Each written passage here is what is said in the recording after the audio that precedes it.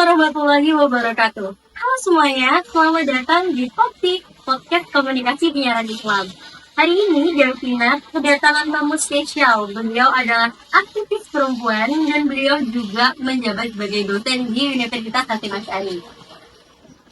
Assalamualaikum Mbak. Waalaikumsalam. Ini enaknya manggil Mbak atau Bu atau Kak?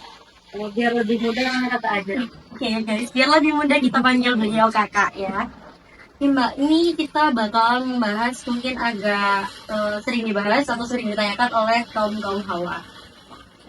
Peran perempuan dalam masyarakat seringkali dipandang sebelah mata. Nah, menurut Mbak nih, bagaimana perubahan peran perempuan dari masa ke masa? Oke, bicara perempuan itu ini sama-sama perempuan ya. Cuman kita mungkin perspektifnya dia sama dulu. Bicara perempuan nggak pernah habis. Apalagi kita katakan kalau banyak yang orang-orang perempuan adalah transgender. Tetapi yang perlu kita pahami lebih dulu, gender itu tidak hanya tentang perempuan, tetapi juga bagaimana konstruksi sosial tentang laki-laki dan perempuan. Kalau tadi ditanyakan bagaimana sih sebenarnya kehidupan tentang sosial kita memandang seorang perempuan, mungkin di hari ini sudah banyak mengalami peningkatan. Artinya suara-suara kita yang menyuarakan kesetaraan gender, menyuarakan hak-hak perempuan ada hasilnya, walaupun tidak 100% hasil. Sampai saat ini, perempuan yang mungkin dulu tidak memiliki hak untuk berpendidikan dan sebagainya, tetapi hari ini sudah banyak sekali, termasuk mungkin Kak Devina sendiri ya, sudah berpendidikan, sudah ada di tingkat perkuliahan. Artinya ruang-ruang atau hak-hak perempuan juga sudah dirasakan, walaupun dan perlu kita catat adalah tidak semua di belahan dunia perempuan merasakan keadilan itu atau tidak merasakan ruang itu, sehingga kita sebagai perempuan yang mungkin sudah merasakan kemerdekaan baik di dalam berpendidikan, berkarir dan sebagainya, tidak bisa lantas memukul rata bahwa perempuan sebenarnya sudah merdeka. Apalagi yang perlu kita suarakan, misalkan ingat bahwa tidak semua perempuan mengalami pengalaman yang sama. Nah, Mbak, bagaimana peran pendidikan dalam meningkatkan kualitas hidup perempuan? Apakah masih ada tantangan besar yang harus dihadapi perempuan dalam mengakses pendidikan di zaman sekarang ini? Oke, kalau tanya tantangan, sebenarnya semua orang mengalami atau memiliki tantangan tersendiri, terutama mungkin perempuan yang sebenarnya kenapa sih selalu perempuan seakan-akan udah adil loh, kita sudah memberikan hak dan sebagainya, tapi kenapa perempuan masih belum puas misalkan. Mungkin kita perlu ingat ya, bahwa tidak semua perempuan tadi mengalami pengalaman yang sama, tidak berdaya, tidak merdeka dan sebagainya. Dan pengalaman-pengalaman itu yang sebenarnya memiliki membuat perempuan insecure, takut, atau tidak percaya sama dirinya sendiri. Yang kedua sebenarnya soal pendidikan. Kalau kita mengatakan sebenarnya perempuan atau seorang ibu adalah al-madrasatul ula, maka seharusnya pendidikan itu diberikan kepada siapa, Pak? Perempuan harusnya, karena memang sudah sekolah pertama perempuan, maka perempuan harus pintar, cerdas, belajar, harus memiliki atau menciptakan peradaban. Dan untuk menciptakan peradaban itu sendiri, maka perempuan harus pintar, harus menguasai ilmu. Terutama saat ini ada teknologi, media dan sebagainya, yang bagaimanapun representasi seperti media masih sering diskriminasi terhadap perempuan. Lalu bagaimana pendidikan itu penting. Jadi perempuan memang harus berpendidikan. Mau jadi apapun nanti, kalau kan jualan bilang, mau jadi dokter nanti, mau jadi wanita karir, atau nanti kita memilih untuk menjadi ibu rumah tangga dan sebagainya, atau tidak perlu pilihan, maka dua-duanya bisa dipilih atau dua-duanya bisa dilakukan oleh perempuan. Menjadi wanita karir ataupun menjadi ibu rumah tangga bisa dijalani semuanya dan tidak perlu ada pilihan sebenarnya. Artinya kebebasan seperti itu yang sebenarnya belum 100% dimiliki oleh perempuan. Dan mungkin bagi kita ya, bukan kesetaraan gender itu tidak berbicara tentang kita harus semua persis seperti laki-laki, apalagi di hal biologis kita, bukan. Artinya kita bicara gender, kita bicara konstruk sosial, bagaimana sosial memperlakukan kehidupan sosial memperlakukan perempuan. Kalau perempuan sudah diberikan ruang untuk berpendidikan, sekolahnya juga sama tinggi dengan laki-laki dan sebagainya, maka menurut saya nggak ada masalah. Yang jadi masalah sebenarnya kan ketika ketidakadilan itu. Artinya misal laki-laki bisa S1, perempuan juga di SD SMA doang gitu dan sebagainya. Tapi kalau perempuan juga sudah memiliki ruang untuk S1, sudah S3 atau belajar sama-sama baik formal atau formal, ya why not gitu, gak ada masalah. Dan apa salahnya seorang perempuan dan laki-laki sama-sama pintar, sama-sama beradab dan sebagainya. Toh memilih pasangan yang sama-sama beradab dan berilmu akan menciptakan generasi-generasi yang emas. Dan tentu perempuan dan laki-laki bisa saling mempercayai itu, saling memberikan peluang itu. Gitu. Oke Kak, ini bagi banyak perempuan, menjadi ibu adalah peran yang sangat penting. Namun, mereka juga memiliki ambisi karir. Bagaimana cara menyeimbangkan keduanya tanpa merasa terbebani? Oke, jadi untung tadi kamu tidak memberikan pertanyaan ya, menjadi karir atau ibu rumah tangga. Gitu. Artinya perempuan itu boleh melakukan ya semua hal yang memang selama itu tidak melanggar syariat, ya kenapa tidak? Gitu. Termasuk bagaimana menjadi ibu tentu mulia ya. Bahkan perempuan sendiri itu pun mulia. Dan itu sudah dicontohkan oleh Kanjeng Nabi Muhammad SAW, bagaimana beliau memuliakan istrinya, anaknya dan sebagainya, dan juga sahabat-sahabat perempuannya. Artinya menjadi ibu rumah tangga, oke, baik, menjadi karir juga baik. Kenapa? Gimana menyeimbangkan? Tentu di sini ada kesepakatan. Nah, kita sudah kalau bicara ibu ya, rumah tangga tentu ada kesepakatan antara pasangan. Misalkan saya memiliki seorang suami A. Nah, untuk bagaimana nih pola asuh, mungkin saya tanya dulu nih sama Kak Devinya, kalau pola asuh, kalau dengan itu kira-kira tugas perempuan atau tugas seorang ibu atau seorang ayah? Seorang ibu, Begitu ya. yang lebih dominan itu pasti anak itu lebih dekat sama ibu sendiri. Itu mungkin salah satu yang perlu kita luruskan di sini. Artinya pola asuh itu sebenarnya tugas dua-duanya, tugas seorang ayah dan tugas seorang ibu. Mengapa demikian? Tentu seorang anak butuh juga sosok seorang ayah. Begitupun juga pada sosok seorang ibu. Begitupun ayah dan juga seorang ibu mempunyai peran yang sama terhadap anak. Karena pola asuh itu penting. Berbicara tentang keluarga berarti berbicara tentang seorang suami, seorang istri, atau seorang ibu, seorang ayah, dan seorang anak, gitu kan. Artinya keluarga di sini bagaimana kesepakatan kita. Kalau kita dengan pasangan, oleh karena itu sebenarnya untuk menentukan hidup di masa depan adalah pertama adalah kita menentukan pasangan kita. Ya. Kalau pasangan kita, kalau tadi bahas patriarki ya, jangan berharap kalau kamu sudah menentukan pasangan si A, ternyata dia patriarki misalkan, jangan berharap kamu akan keluar rumah. Jangan berharap kamu akan bisa bebas melakukan A, I, dan sebagainya. Jadi Kak, ini ada pemberdayaan perempuan adalah isu yang sangat penting. Kira-kira apa aja langkah yang bisa diambil untuk meningkatkan pemberdayaan perempuan, terutama di daerah yang laki-lakinya masih patriarki? Oke, bicara tentang pemberdayaan ya, apa saja sih yang bikin perempuan itu berdaya dan sebagainya mungkin. Yang pertama mungkin memang hal yang perlu dilakukan adalah kepercayaan ya. Baik itu kepercayaan dari diri kita sendiri sebagai perempuan atau kepercayaan dari orang lain. Artinya perempuan tidak lagi dikungkung atau merasa tercekam dengan stereotip, oh perempuan nggak perlu deh sekolah tinggi-tinggi, nanti juga di sana di sini dan sebagainya, atau nggak perlu deh seperti ini, kalau laki-laki nanti juga akan takut dan sebagainya. Artinya perempuan agar berdaya, berikan dia ruang. Selain diberikan ruang oleh tentu dari keluarga dulu ya, karena memang kita hidup lingkungan terkecil kita adalah keluarga, tentu mungkin ayah, ibu, kakak, adik kita yang bisa memberikan percaya diri kita sebagai perempuan.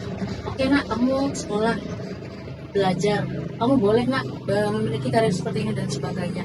Kepercayaan itu tentu mendorong terhadap kita sebagai perempuan.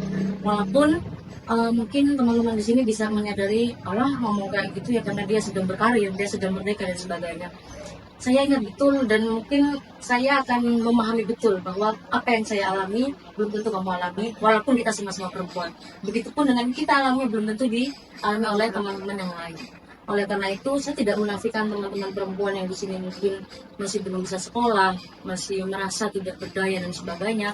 Tetapi paling tidak berdaya itu memang dimulai dari diri sendiri, kita percaya.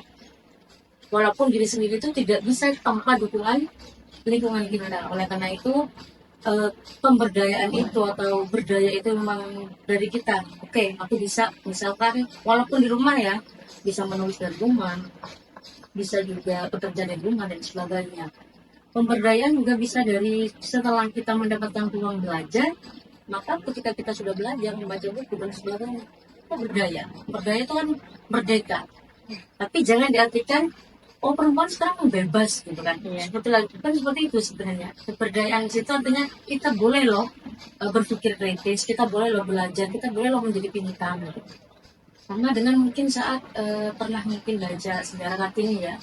Waktu itu ketika beliau ya dulu di sebuah kamar kecil gitu dan tetapi kakaknya memberikan dia ruang untuk membaca buku-buku yang ada di situ. Disitulah malah dunia yang dia miliki gitu. Artinya membaca salah satunya adalah cara kita untuk berdaya. Tidak hanya untuk perempuan, laki-laki pun untuk berdaya maka membaca terlebih dahulu. Apa yang bisa kita baca banyak hal. Iqra di dalam Al-Quran itu tidak bilang Iqra bukunya kamu kan atau dan sebagainya, tapi baca sesuatu yang bisa kamu baca, termasuk alam semesta, perubahan sosial, termasuk bagaimana kondisi keluarga kita, bahkan membaca diri kita. Satunya mari berdaya dari dalam diri kita dulu. Setelah itu mari lihat lingkungan kita dan berikan support system yang ada. Jadi salah satunya memberikan ruang kepercayaan dengan perempuan, mempercayai perempuan untuk bisa belajar, berpendidikan, berkarir dan sebagainya. Tetapi ingat, karena memang sekarang sudah banyak dibilang pertanyaan, atlet perempuan juga jangan menarik ke belakang ya, jangan terlalu keras isu. Oh, keluarga saya seperti ini, patriarki dan sebagainya. Dari mana kita memberikan pengertian, tetapi pelan nggak bisa nih. Misalkan Davina sekarang sudah merasa berdaya, sudah merasa oh aku udah S1, udah pendidikan tinggi, tiba-tiba pulang ke rumah, ayo semuanya berdaya dan semua nggak bisa seperti itu. Tapi ini pelan-pelan dari diri sendiri, kemudian lingkungan terdekat beri kepercayaan. Nah, ternyata tuh guys ya, kita itu kalau bahas perempuan tuh nggak ada habisnya. Apalagi ngertiin moodnya perempuan, susah sekali. Jadi kita pembahasan perempuan juga nggak bakal selesai ya teman-teman. Nih di segmen yang terakhir ini aku tuh penasaran banget nih, menurut Mbak Rara, harapan terbesar Mbak Rara untuk generasi perempuan yang akan datang baik dalam hal peluang maupun peran mereka dalam membangun sosial. Oke, ini statement terakhir gitu ya. Sebenarnya kalau tadi Desina bilang, Davina ya, bilang bicara perempuan itu tidak habis, yang tidak akan pernah habis ya. Karena sebuah kemustahilan rasanya untuk kita benar-benar ada di 100% itu. Tetapi paling tidak bicara menyuarakan tentang perempuan adalah sesuatu yang meminimalisir. Tidak untuk menghapuskan, rasanya untuk menghapus dan tiba-tiba tidak ada gitu. Itu cita-cita yang sangat tinggi dan itu yang masih diikhtiarkan oleh semua orang, terutama aktivis perempuan. Apa harapan terbesar pada perempuan? Itu harapan terbesar adalah kita berdaya. Artinya ketika kita berdaya itu kita memiliki daya ya. Artinya kita tidak menggantungkan kehidupan kita ke orang lain, apalagi juga pasangan. Ingat bahwa pasangan hidup memang kita akan misalkan menikah, kita akan memiliki pasangan di mana dia akan menjadi tempat bersandar pun sebaliknya dan sebagainya. Tetapi manusia itu punya titik. Nah, ngomong-ngomong nih guys tentang perempuan, kita tuh nggak bakal habis bahas perempuan, tentang moodnya, tentang perasaannya, semuanya mungkin nggak ada habisnya. Apalagi tentang ini tadi ya dari Kak Rara, pembahasannya yang cukup mendalami tentang perempuan. Di segmen kita yang terakhir ini, aku pengen tanya nih ke Kak Rara, apa harapan terbesar Kak Rara untuk generasi perempuan yang akan datang, baik dalam hal hak, peluang, maupun peran mereka dalam membangun sosial? Oke, tanya tentang harapan, tentu harapannya sangat banyak, sangat besar ya, termasuk bahwa perempuan-perempuan hari ini, nanti juga besok dan masa depan akan menjadi perempuan yang bahagia dan berdaya. Termasuk kalau tadi berdaya itu seperti apa sih? Kita memahami bahwa kita punya potensi, kita punya hak untuk bahagia. Bagaimana kita bisa bermanfaat untuk diri kita, untuk lingkungan kecil kita seperti keluarga, termasuk lingkungan sosial kita. Mari jadi perempuan yang tadi berdikari, yang bahagia dan berdaya dengan cara mampu mengerti, memahami diri sendiri, peluang dan tantangan apa yang akan dihadapi. Dan tentunya mari menjadi perempuan yang cerdas, perempuan yang bisa memahami tentang kehidupan ini dan ciptakan itu dari kita sendiri. Mari menjadi ibu yang baik, menjadi perempuan baik, menjadi manusia seutuhnya, dan tentunya kita ciptakan dunia kita sebaik mungkin. Tidak perlu takut ya, tidak perlu takut lagi bagi perempuan untuk bersuara, baik itu nanti berhadapan dengan ya banyak sekali isu-isu sekarang, kekerasan seksual dan sebagainya. Mari tetap bersuara, dan tugas kita sebagai perempuan adalah merangkul sesama perempuan dan percaya, memberikan ruang percaya. Walaupun itu kita hanya memberikan ruang cerita, beri kepercayaan itu buat diri kita dan kepada perempuan yang lain.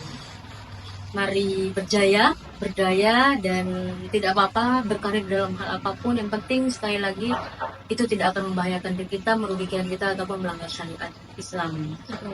Jadi sepakat ya dari Mbak Devina sendiri dan teman-teman yang lain nanti untuk sama-sama merangkul menjadi support system positif, support system yang baik untuk sama-sama bermanfaat di lingkungan sosial kita, bisa menjadi pendidik yang baik, ibu yang baik, manusia yang baik, yang bermanfaat di dalam hal apapun, tidak ada batasan. Jadi mari kita sama-sama jadi perempuan yang bermakna, bernilai, dan tentu jangan mati sebelum berkarya. Hidup perempuan. Hidup perempuan. Tepuk tangan saya, keren banget, Masya Allah. Kita kedatangan orang yang sangat menginspirasi ya teman-teman. Dari semua percakapan yang kita bahas hari ini, sangat berarti buat para perempuan, dan mungkin kita yang memahami dari pembahasan hari ini, kita bakal memiliki dorongan nih buat kita semakin lebih baik dan semakin maju, karena perempuan tidak mungkin diam saja, tapi kita juga sebagai perempuan kita akan berusaha untuk lebih maju lagi, karena kita juga kedepannya kita bakal jadi seorang ibu ya teman-teman. Jadi kita harus menjadi contoh yang baik dan jadi figur atau guru yang baik buat anak-anak kita nanti. Terima kasih buat teman-teman yang udah nonton Pokpi hari ini. Makasih Mbak, Ya, Kak. sama. Maaf ya teman-teman, dari tadi Mbak, Kak terus. Sekian dari saya. Maaf ya Mbak kalau ada salah. Maaf juga teman-teman kalau ada salah. Thanks for watching guys. Assalamualaikum warahmatullahi wabarakatuh. Waalaikumsalam warahmatullahi wabarakatuh.